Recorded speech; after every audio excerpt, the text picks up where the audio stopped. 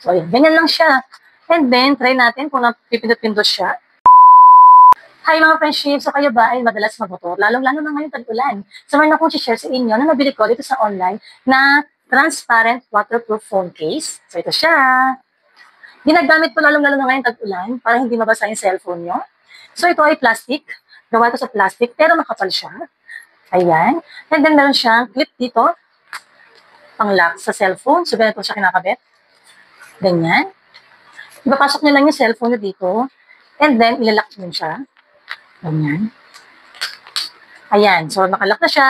And then, ito namang ano dito nilalagay yung, kunyari, nag-charge kayo. Dito ilalagay yung pinaka-cord o yung wire ng inyong charger. So, bubuksan nyo lang siya at ilulusot nyo lang dito.